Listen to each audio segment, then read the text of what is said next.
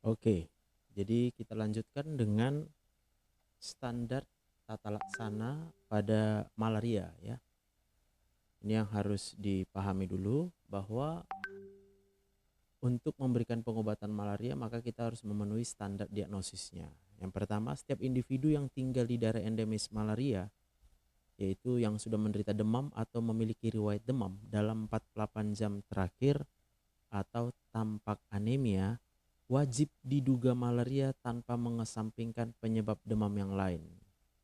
Yang kedua, setiap individu yang tinggal di daerah non-endemis malaria yang menderita demam atau riwayat demam dalam 7 hari terakhir dan memiliki risiko tertular malaria wajib diduga malaria. Risiko tertular malaria termasuk riwayat bepergian ke daerah endemis malaria atau adanya kunjungan individu dari daerah endemis malaria di lingkungan tempat tinggal penderita, jadi orang yang datang ya, atau ada riwayat transfusi darah. Setiap individu dengan gejala demam yang punya riwayat sakit malaria sebelumnya, maka diduga malaria.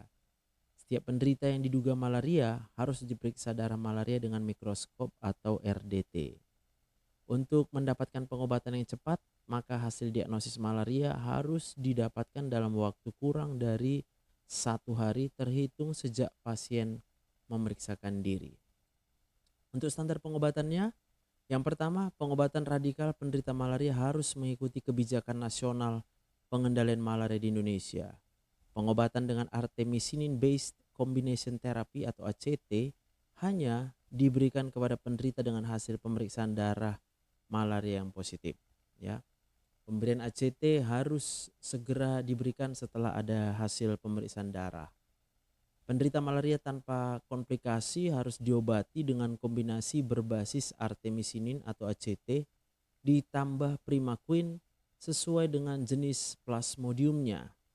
Tidak diberikan primaquine pada bayi kurang dari 6 bulan, ibu hamil, ibu menyusui bayi usia kurang dari 6 bulan, dan penderita malaria dengan defisiensi enzim G6PD. ACT yang ada disiapkan oleh program adalah dihidroartemisinin piperaquine. Nah, ini yang tersedia di Indonesia ya. Dan ini harus kita dapatkan dari dinas kesehatan setempat ya. Pengobatan DHP diberikan selama 3 hari sesuai dengan berat badan, yaitu hari ke-0 pada dosis pertama, H1 pada dosis kedua, dan H2 pada dosis ketiga.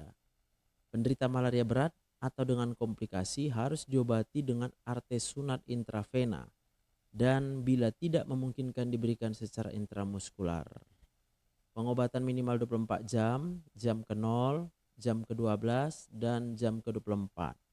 Dan jika sudah mengalami perbaikan klinis maupun laboratoris, serta pasien sudah bisa makan, maka dilanjutkan dengan DHP yang oral dan primaquine sesuai pengobatan malaria tanpa komplikasi ya. Setiap tenaga kesehatan harus memastikan pasien minum obat dengan benar. Jika memungkinkan, dosis pertama dapat diminum di depan petugas dan kepatuhan pasien meminum obat sampai habis melalui edukasi atau konseling agar tidak terjadi resistensi plasmodium terhadap obat. Jika penderita malaria berat akan dirujuk, sebelum dirujuk penderita harus diberi dosis awal artesunat intravena ataupun intramuskuler. Ini untuk yang dirujuk ya, jadi mana tahu tidak ada fasilitas ICU, maka kita harus memberikan dulu kalau bisa dosis awal artesunat yang intravena maupun intramuskular ya. Karena nanti artesunat akan diberikan injeksinya pada jam ke-0, jam ke-12, dan jam ke-24. Standar pemantauan pengobatannya adalah evaluasi pengobatan dilakukan dengan pemeriksaan klinis dan mikroskopis darah. Pada penderita rawat jalan, evaluasi pengobatan dilakukan setelah 24 jam pengobatan selesai. Berarti di hari ketiga atau hari ke-28. Pada penderita rawat inap, evaluasi pengobatan dilakukan setiap hari hingga tidak ditemukan parasit dalam sediaan darah selama 3 hari berturut-turut. Jadi hari ke-0, hari ke-1, hari kedua, dan setelahnya dievaluasi seperti pada penderita rawat jalan ya. untuk yang rawat inap. Standar tanggung jawab kesehatan masyarakatnya, petugas kesehatan baik klinik, rumah sakit atau masyarakat harus mengetahui tingkat endemisitas malaria terkini di wilayah kerjanya, berkoordinasi dengan dinas kesehatan setempat. Yang kedua, membangun jejaring layanan dan kemitraan bersama dengan fasilitas layanan lainnya, baik pemerintah dan swasta, untuk meningkatkan akses dan mutu pelayanan bagi setiap penderita pasien malaria. Petugas kesehatan memantau pasien malaria dengan memastikan bahwa dilakukan penanganan yang sesuai pedoman tata laksana malaria. Petugas harus melaporkan semua kasus malaria yang ditemukan dan hasil pengobatannya kepada dinas kesehatan setempat sesuai dengan ketentuan dan kebijakan yang berlaku. Baik, kita langsung aja karena teori malaria sudah dijelaskan di video yang sebelumnya.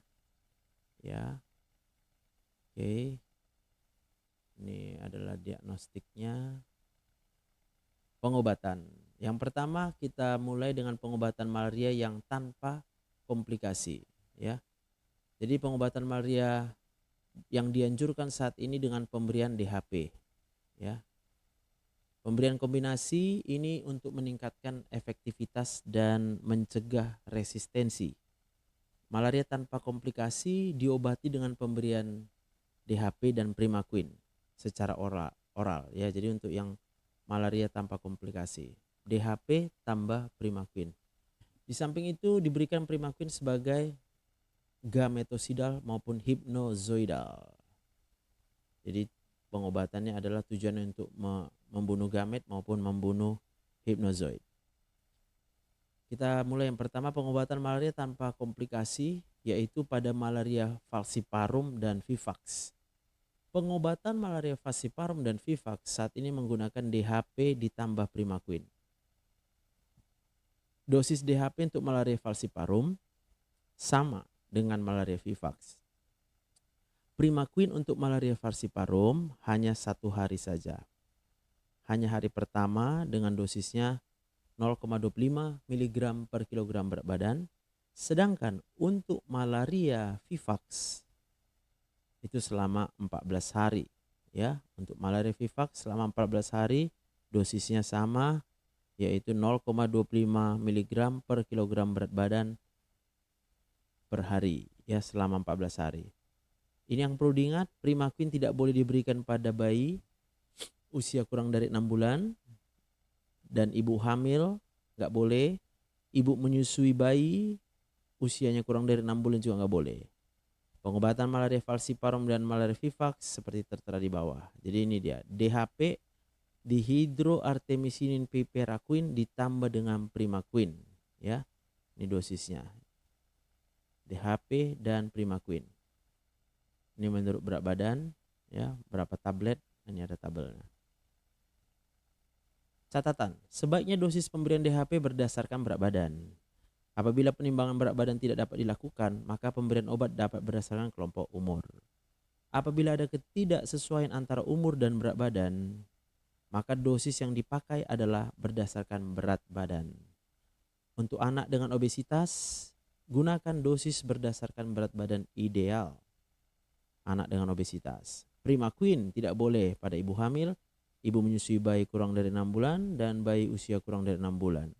Khusus untuk penderita defisiensi enzim G6PD yang dicurigai, ya, melalui anamnesis ada keluhan atau riwayat warna urin coklat kehitaman. Jadi kalau dia pernah mengalami riwayat itu, setelah minum obat golongan sulfa, Primaquine, kina, kloroquine dan lain, segera dikirim ke fasilitas kesehatan rujukan atau rumah sakit, ya.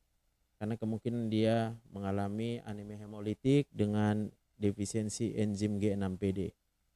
Dosis Primaquine pada penderita malaria dengan defisiensi G6PD itu adalah 0,75 mg per kilogram berat badan per minggu, diberikan selama 8 minggu dengan pemantauan warna urin dan kadar hemoglobin. Ya, jadi dosisnya Primaquine-nya lebih tinggi jadinya, ya. Oke. Selama 8 minggu dan dipantau warna urin dan kadar hemoglobinnya.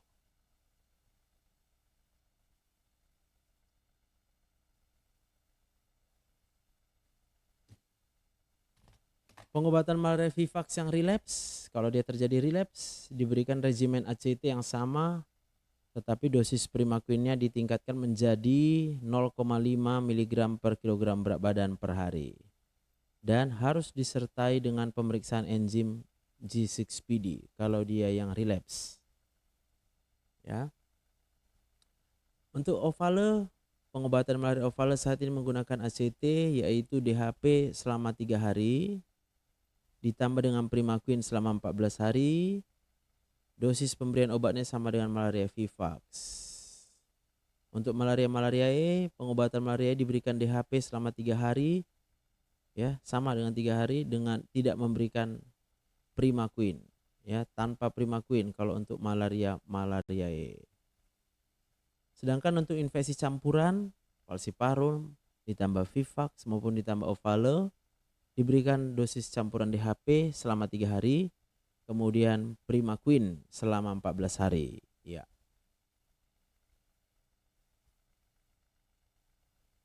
Saat ini tersedia obat DHP formula pediatrik, ya. Jadi ada DHP untuk yang anak-anak.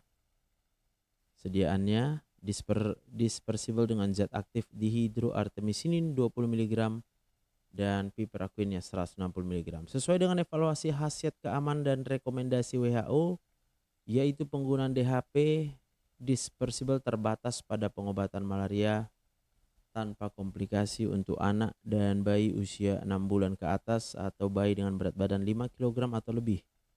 Pengobatan malaria dengan DHP dispersible diberikan 1 kali dalam sehari selama 3 hari berturut-turut bersama dengan Primaquine sesuai dengan jenis parasitnya.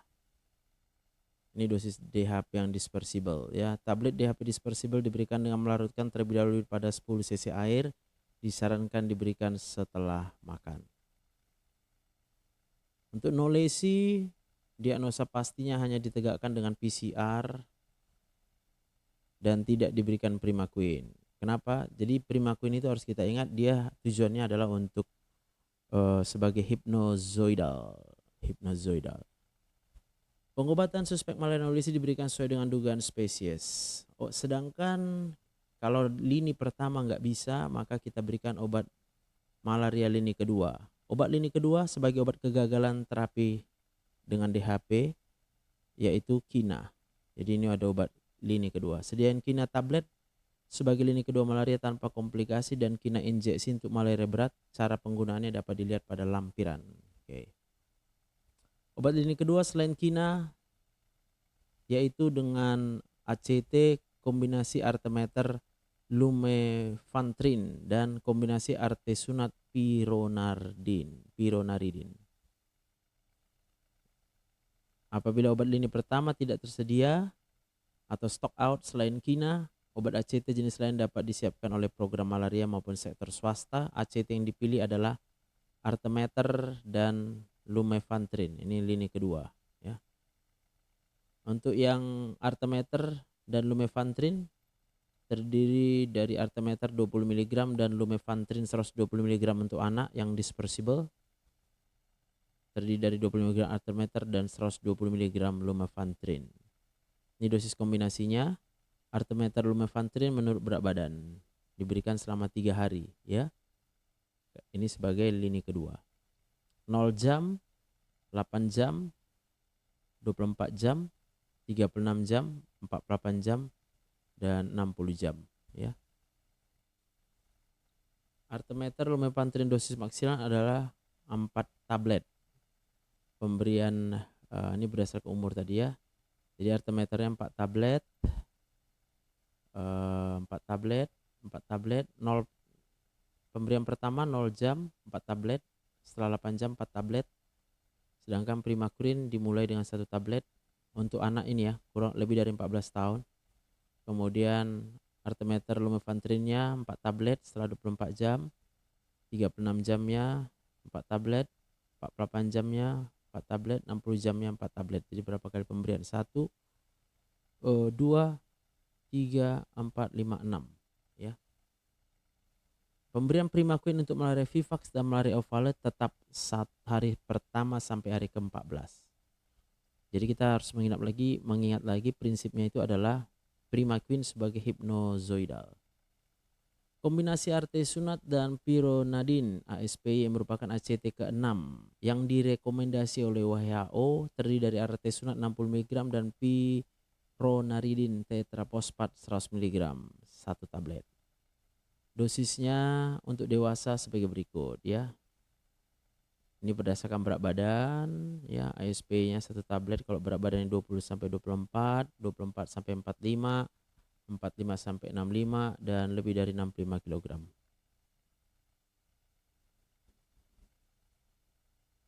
Bentar ya.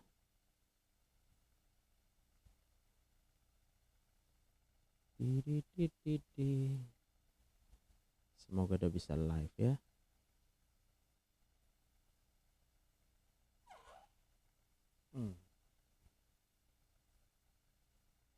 Kita lanjut. Ini untuk anak-anak ya.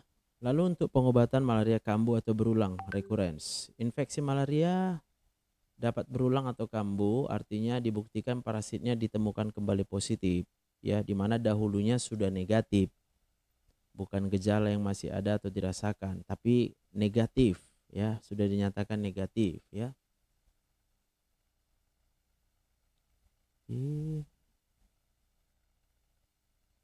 Nah, nah, nah. Nah, nah, nah. Nah, nah, nah, nah, nah, nah.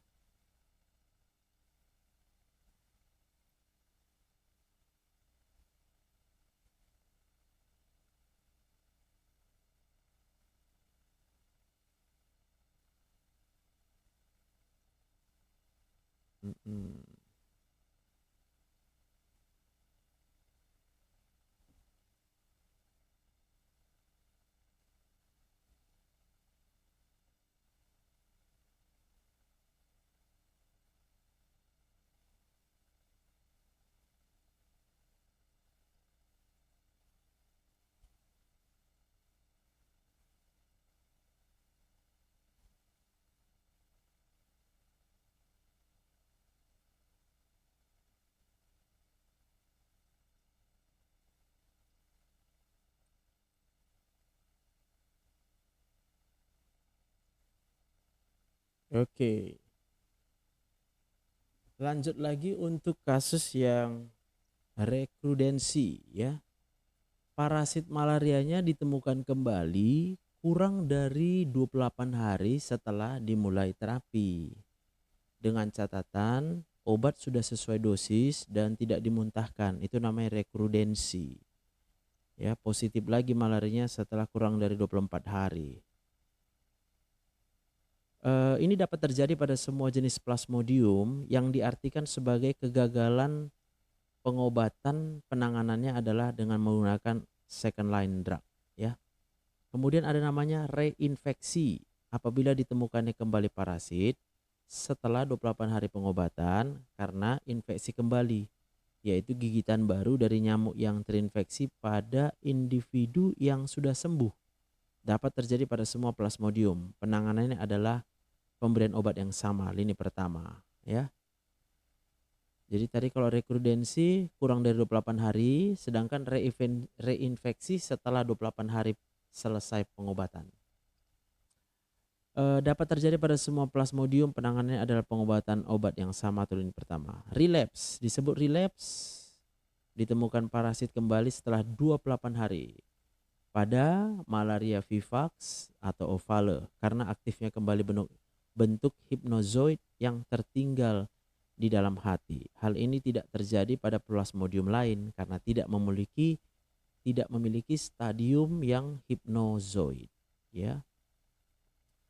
Terjadi karena pemberian obat Primaquine selama 14 hari yang tidak lengkap atau tidak efektif biasanya ya.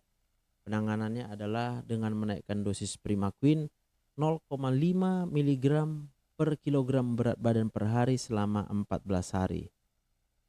Jadi kalau terjadi relapse, kita harus menaikkan dosisnya, tapi kita harus memeriksa kadar G6PD ya. Buat yang di TikTok ini saya sambil menyusun bahan untuk kuliah. Jadi mungkin belum bisa saya jawab dulu, sekitar 15 ke 20 menit saya akan selesaikan dulu ya. Pengobatan malaria pada ibu hamil Ya, pada prinsipnya pengobatan malaria pada ibu hamil sama dengan pengobatan pada orang dewasa. Pada ibu hamil tidak diberikan Primaquine, tetrasiklin ataupun doxycycline, nggak boleh. Berdasarkan umur kehamilan, untuk mengobati falciparum dan Vivax pada ibu hamil, kalau dia pada trimester pertama sampai ketiga, itu pengobatannya tetap dengan DHP tablet selama 3 hari untuk yang malaria falciparum dan Vivax. Sebagai kelompok yang berisiko tinggi pada ibu hamil, dilakukan screening dengan mikroskop atau RDT sedini mungkin. Selanjutnya dianjurkan menggunakan kelambu berinsektisida dan pemberian tablet besi tetap diteruskan. Semua obat anti malaria tidak boleh diberikan dalam keadaan perut kosong karena bersifat iritasi lambung. Oleh sebab itu penderita harus makan terlebih dahulu setiap akan minum obat anti malaria. Oke, untuk malaria berat. Malaria berat adalah ditemukannya Plasmodium falciparum atau Vivax atau Knowlesi stadium aseksual dengan minimal satu dari manifestasi klinis sebagai berikut. Ini berdasarkan kriteria WHO yang juga sudah sampaikan di video sebelumnya, yaitu penurunan kesadaran, kelemahan otot, kejang yang berulang lebih dari 2 episode dalam 24 jam, kondisi asidosis metabolik, edema paru, kemudian saturasi oksigennya kurang dari 92, frekuensi pernapasan yang lebih dari 30 kali per menit, kemudian gagal sirkulasi atau shock, ya, ditandai dengan pengisian kapiler lebih dari 3 detik, tekanan sistoliknya kurang dari 80 dan pada anak kurang dari 70. Kemudian ditemukannya jaundice kuning, yaitu kalau bilirubin lebih dari 3 dan kepadatan parasitnya lebih dari 100.000 per mikroliter. Pada malaria falciparum, pada malaria Knowlesi kepadatan parasitnya lebih dari 20.000. Kemudian terjadi perdarahan spontan abnormal, kondisi hipoglikemia yaitu gula darah di bawah 40, kemudian ditemui anemia berat pada anak kurang 12, HB kurang dari 5, hematokrit kurang dari 15%, pada endemis tinggi dan HB kurang dari 7, hematokritnya kurang 21 pada daerah endemis sedang rendah. Sedangkan pada dewasa dengan tandanya HB-nya kurang dari 7 atau hematokritnya kurang dari 21%. Yang ke-11 adanya hiperparistemia, yaitu parasitnya lebih dari 2% eritrosit atau 100.000 parasit per mikroliter di daerah endemis yang rendah, atau lebih dari 5% eritrosit atau lebih sama dengan 250.000 parasit per mikroliter di daerah yang endemis tinggi. Lalu dijumpai hiperlaktemia. Jadi selain asidosis metabolik, juga hiperlaktemia kalau asam laktat yang diukur lebih dari 5 milimol per liter, ya. Kemudian terjadi gangguan fungsi ginjal, yaitu ditandai dengan kreatinin serum lebih dari 3 atau ureumnya lebih dari 20 milimol per liter. Untuk pengobatan malaria berat, semua pengobatan malaria berat harus ditangani di rumah sakit atau puskesmas perawatan. Bila fasilitas maupun tenaga kurang memadai, misalnya jika dibutuhkan fasilitas dialisis, maka penderita harus dirujuk ke rumah sakit dengan fasilitas yang lebih lengkap. Prognosis malaria berat tergantung kecepatan dan ketepatan diagnosis serta pengobatan. Malaria berat diobati dengan injeksi artesunat, dilanjutkan dengan DHP oral. Jadi injeksi dulu dengan artesunat, lalu dilanjutkan dengan DHP yang oral.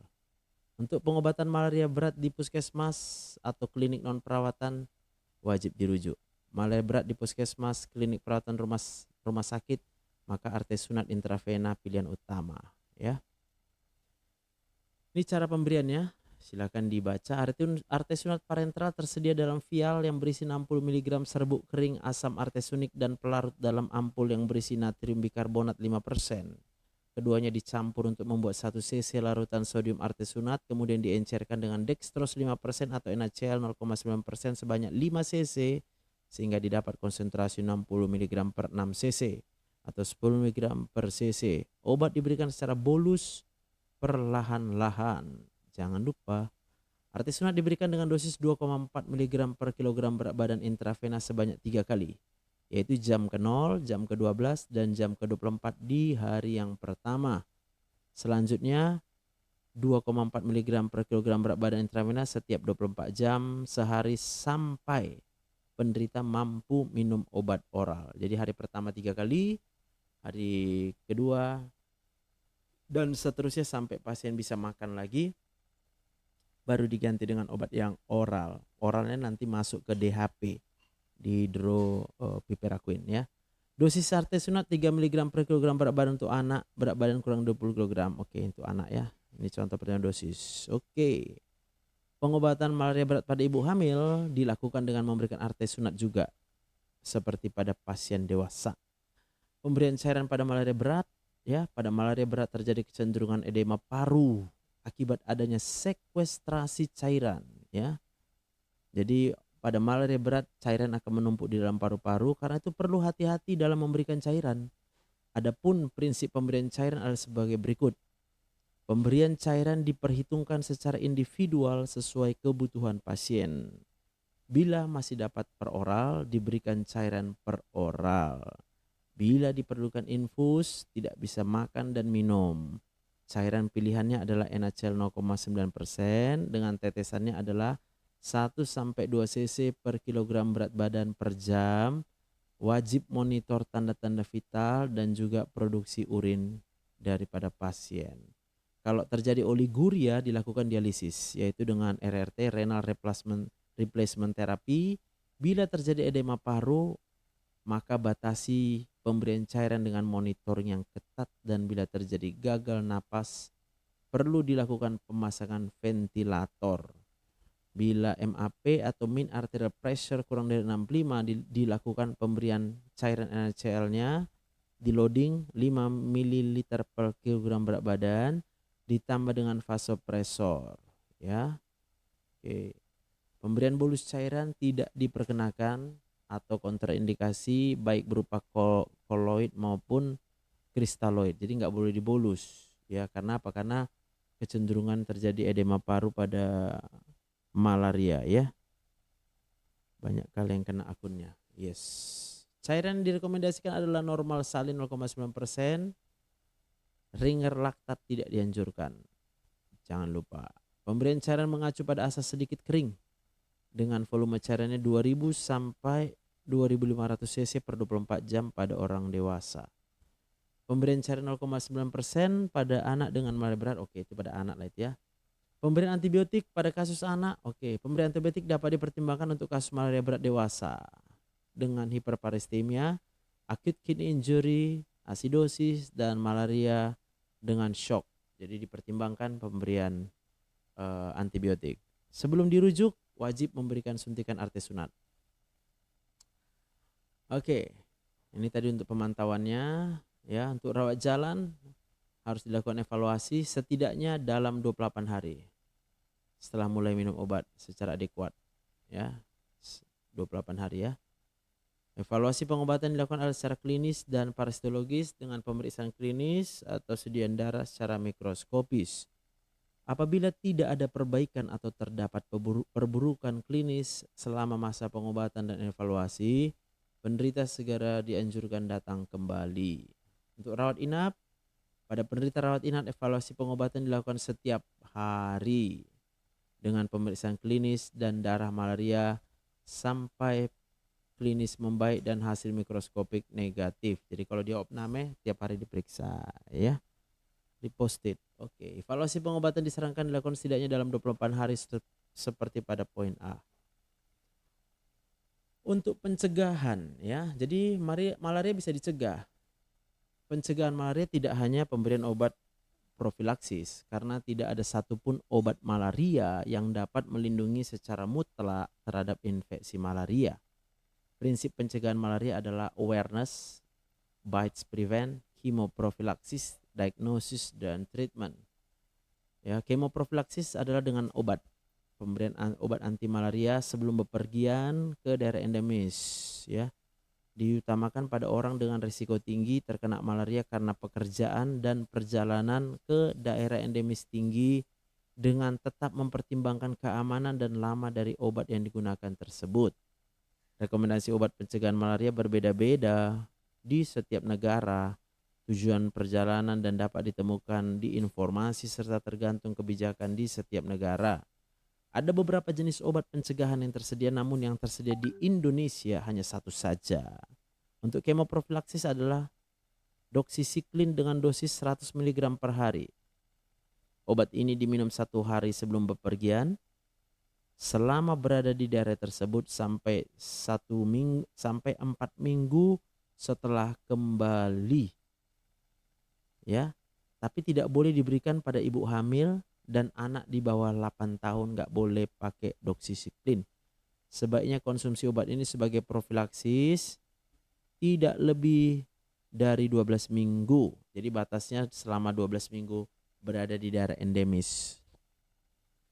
Kalau lewat dari situ udah nggak berguna lagi di profilaksis. Oke, demikianlah untuk bahan kuliah malaria.